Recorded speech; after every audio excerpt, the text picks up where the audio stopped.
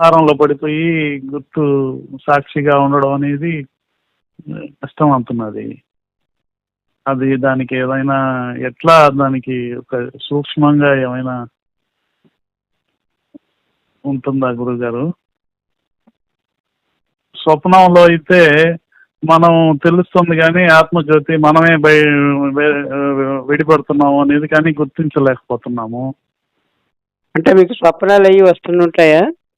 స్వప్నాలు వస్తుంటాయి గురుగారు. వచ్చినప్పుడు స్వప్నాల్లో అంటే మన సిద్ధాంతం మీరు చెప్పిన దాని గురువు గారు చెప్పిన దాని ప్రకారం స్వప్నంలో అనుకుంటే మనమే మనమే ఇంకొక రకంగా అయిపోయి మనం చూస్తున్నాము అనే కదా గురుగారు స్వప్నంలో. మన మనసు అనుకోవాలన్నా అక్కడ ఆత్మ నేనే విడిపడి నాకు కనపడుతుంది అని అర్థం చేసుకోవాలన్నా గురుగారు. ఎక్కడైనా జరిగే సూత్రం ఏమంటే సృష్టి ఉంటే మనస్సు ఉంటేనే సృష్టి ఉంటుందండి. మనసు లేకుండా సృష్టి ఉండదు. మన సృష్టి అది భౌతికంగా ఉండొచ్చు, స్వప్నంలో ఉండొచ్చు. ఇప్పుడు మెలకువ అనే పేరుతో అనుభవించవచ్చు, లేక స్వప్నం అనే పేరుతో అనుభవించిన మనో సృష్టి మనస్సే సృష్టిస్తుంది లోకాన్ని.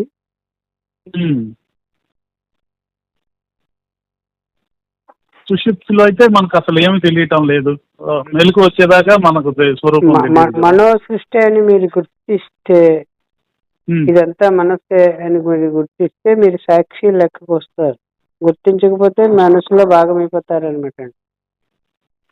జాగ్రత్తలో సాక్షిగా ఉండడం అంటే గుర్తించడం అంటే ఆ అనుభవంగా ఉండుట అని. గుర్తించడం అంటే గుర్తించేవారిగా ఉండడం. గుర్తించేవారిగా ఉన్నప్పుడు మాత్రమే గుర్తించడం అనేది జరుగుద్ది.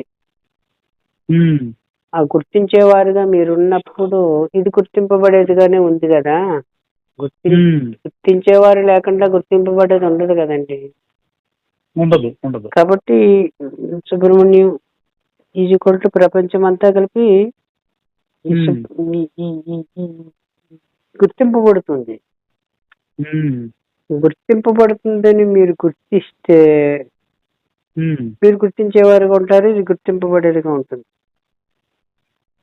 వ్యవహారంలో పడిపోతే అసలు వ్యవహారంలో పడిపోయినప్పటికీ ఒకసారి మీరు గుర్తించేవారుగా గుర్తిస్తే, మిమ్మల్ని మీరు గుర్తించే తత్వమే నా స్వరూపం అని మీరు గుర్తిస్తే, వ్యవహారం అంతా బాలసుబ్రహ్మణ్యం గారు వచ్చిన తర్వాత వస్తుంది కదా. వ్యవహారం బాలసుబ్రహ్మణ్యానికే కానీ గుర్తించే మీకు కాదు, సాక్షికి కాదు. సాక్షిగా ఉండి చూస్తారు. ఒకవేళ సాక్షిగా మరిచితే ఇది నిజం, ఇది బాలసుబ్రహ్మణ్యం నిజం అనుకున్నప్పుడు సాక్షి మరుగవుతుంది తత్కాలంలో. ఇది నిజమవుతుంది. అది మరుగైనప్పుడు ఇది నిజమవుతుంది. ఇది మరుగవుతే అది నిజమవుతుంది. మీకు సాక్షిగా ఉండడం అనేది మీకు సహజ లక్షణంగా మారుకున్నప్పుడు మాత్రమే ఇది ఉన్నట్లు ఉన్నదే అనే అనుభవంగా మారుకుంటుంది. అప్పటిదాకా ఉన్నట్లు ఉన్నదని వింటామే కానీ అనుభవంగా ఉండదు. ఎందుకు ఉండదంటే నిజం అనుకుంటున్నారు కాబట్టి. ఉన్నట్లున్నదాన్ని ఉన్నదిగా చూస్తున్నారు. ఆ చూసేవారు మీరే, చూడబడేది ఉన్నట్లున్నదే. తెలుసుకునేవారు మీరే, తెలియబడేది ఉన్నట్లున్నదే. కానీ తెలుసుకునే మీరు తెలియబడేదాన్ని తత్కాలంలో తెలియబడేదిగా గుర్తించడం లేదు. నిజము అనుకున్నారు. నిజం అనుకుంటే మీరు అబద్ధం అవుతారు, ఇది నిజం అవుతుంది. అవును. అంతే జరుగుతుంది ఇక్కడ. అది ఎక్కువ భాగం జరుగుతున్నది గురుగారు. ఇప్పుడు దాని వ్యవహారంలో ఎక్కువ అయిపోయినప్పుడు అది నిజమని ఎక్కువ భ్రమ అయిపోతున్నది. అప్పుడు అది ఏది అవసరమైతే అది జరుగుతున్నట్టు. వ్యవహారం అవసరం కాబట్టి ఎక్కువ భాగంగా ఉంది. ఇప్పుడు ఈ తపస్సులకి ఒక మాట చెప్తుంటారు. మీరు వ్యవహారము ఆహార నిద్ర ఆహారాదులు సంపాదించుకునేటంత వరకే వ్యవహారం పెట్టుకుంటే అంతకు మించిన వ్యవహారం పెట్టొద్దని ఒక మాట చెప్తారు పెద్దలు. ఎందుకు చెప్తున్నట్టు? వ్యవహారం ఎక్కువైపోతే మీరు వ్యవహారీ అయిపోతారనమాట. ఇది మరుగున పడిపోతుంది. మీ అస్తిత్వం మరుగవుతుంది, ఇది నిజమవుతుంది. ఇది మరుగవుతే మీరు నిజమవుతారు. మీకు అట్టు మీచే చూడబడేది నిజం అనుకోవడమే. మీచే చూడబడేదాన్ని నిజం అనుకుంటే మీకు ఇది అడ్డు అయ్యింది, చూడబడేది అడ్డు అయ్యింది. నిజానికి చూడబడేదానికి ఆ ఉనికి లేదు, మీరే ఇచ్చారు. మీరు నిజం అనుకుంటున్నారు కాబట్టి అది నిజమే కూర్చుంది. మీరు తత్కాలిక సత్యమని గుర్తిస్తే మీరు అవకాశం ఇవ్వలేదు కంటే తత్కాలిక సత్యం తత్కాలిక సత్యంగానే ఉంటుంది. అప్పుడు ఇబ్బంది ఏముంది?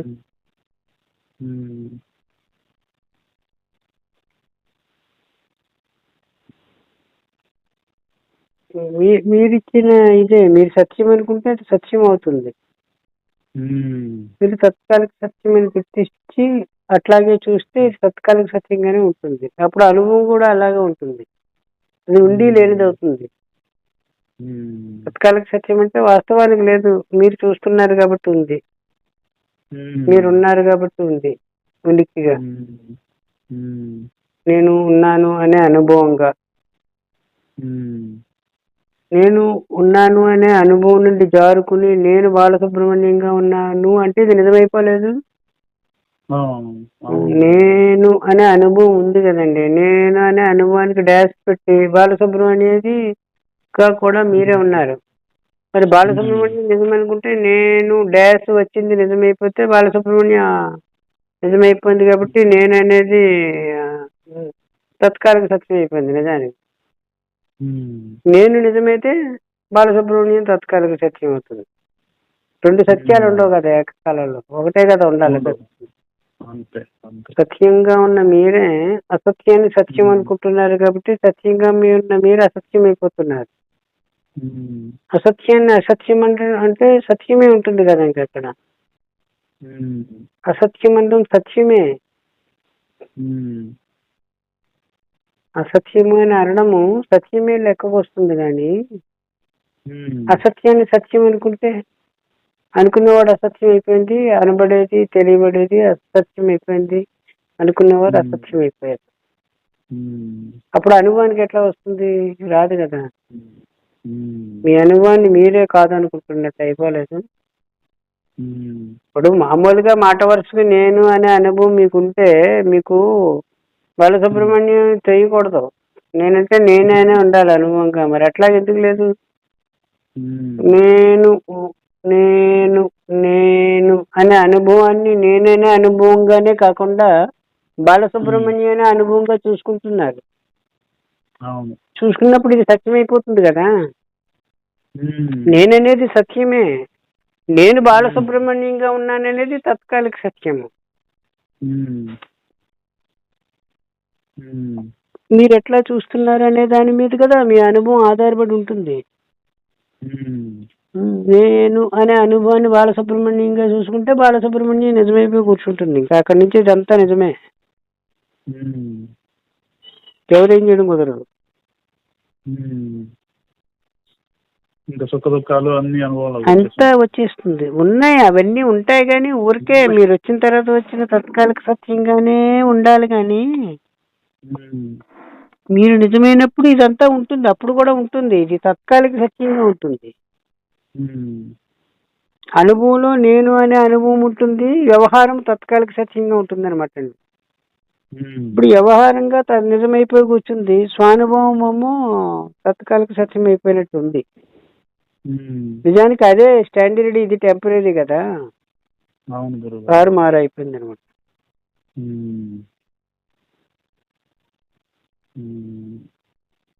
ఆ ఫ్రీక్వెన్సీని పెంచుకోవాలంటారు. ఇది ఇది అలవాటు, ఆ ఫ్రీక్వెన్సీ ఇది తగ్గించుకుంటే సరిపోతుంది.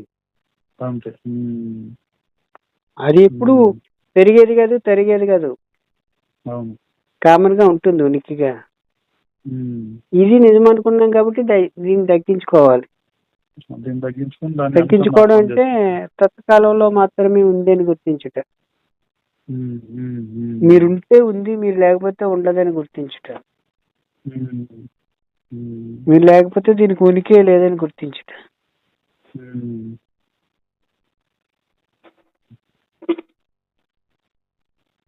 అప్పుడు ఆ మీరు గాఢ నిద్రలో ఉన్న నేనున్నాను అనే అనుభవము, గాఢ నిద్రలో ఒక అనుభవం ఉంది కదా, మేల్కొన్న తర్వాత హాయిగా ఉంది అనే అనుభవం ఉంది కదా, అది మీ సొంతం, మీ స్వానుభవంగా ఉంటుంది. అప్పుడు ఏదో మనకు తెలియదు అనే మాట పోతుంది. ఇప్పుడు గాఢ నిద్ర అనుభవం నాకు తెలియడం లేదని చెప్తున్నారు కదా మాటకొచ్చి. గాఢ నిద్ర అనుభవంలో నాకు తెలియడం లేదని చెప్పేవారు ఉండరు, వీరు అదృశ్యం అవుతారు. నాకు తెలియదు అనేవారు అదృశ్యమైతే గాఢ నిద్ర అనుభవమే ఉంది ఇప్పుడు సాక్షిగా ఉన్నది. గాఢ నిద్రలో మీరు ఎవరుగా ఉన్నారో వారే ఇప్పుడు బాలసుబ్రహ్మణ్యాన్ని చూసేవారుగా ఉన్నారు. ఇద్దరు ఎక్కడి నుంచి వస్తారు? మీరే కదా.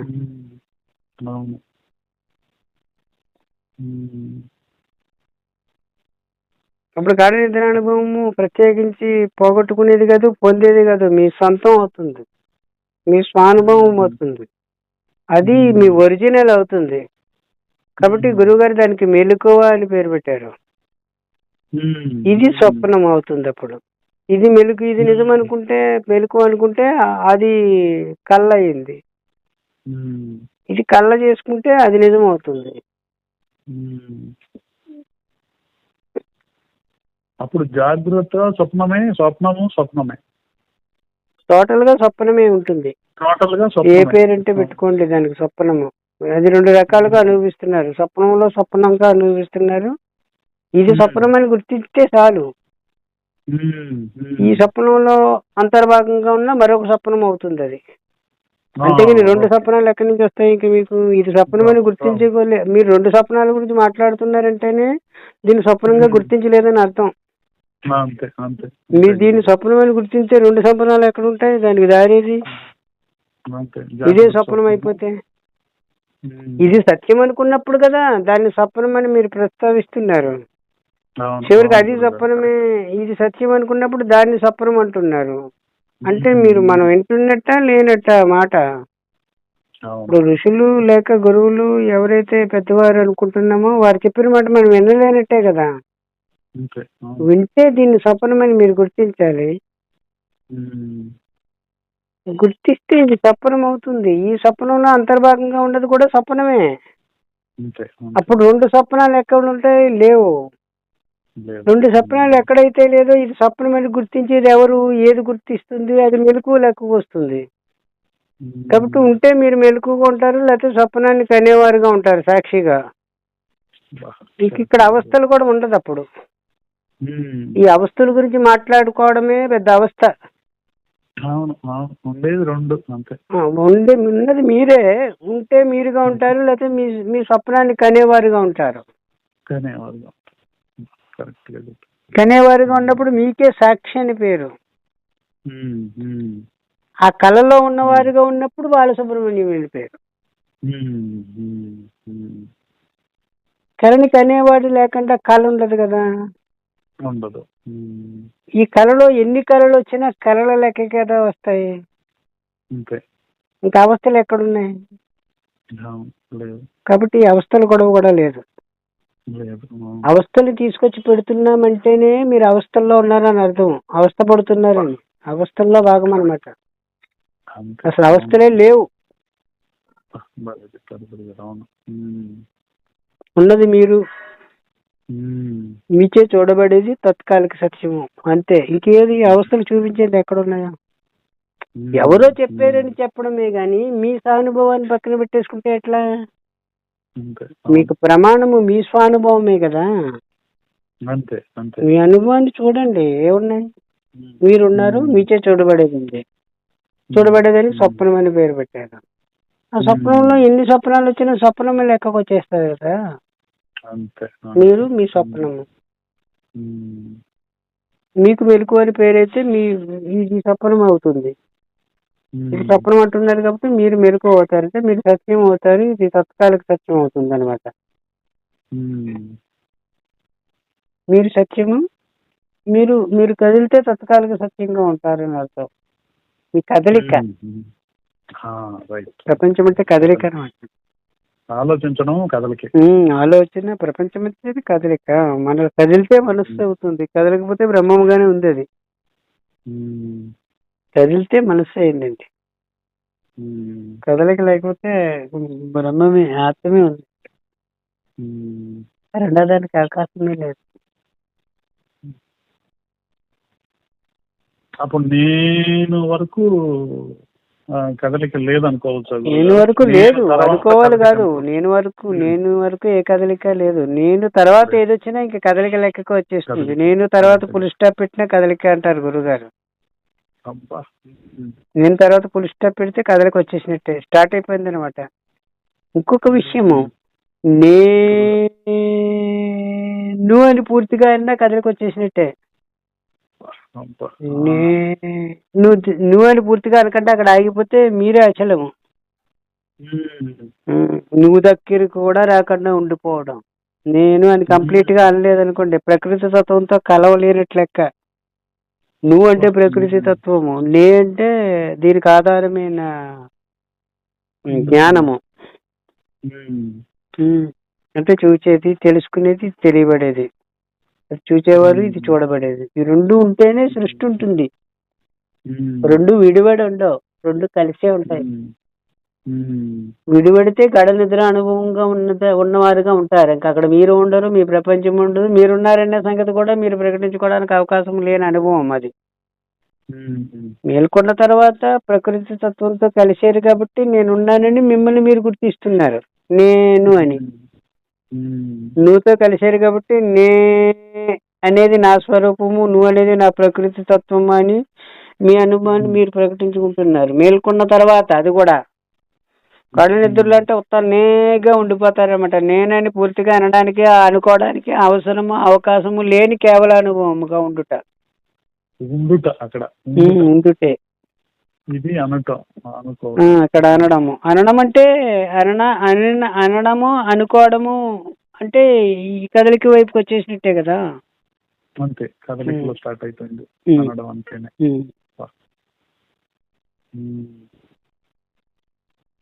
చాలా బాగుంది గురుగారు, హాయిగా ఉంది. ఇంకా ఉంటే దాంట్లోనే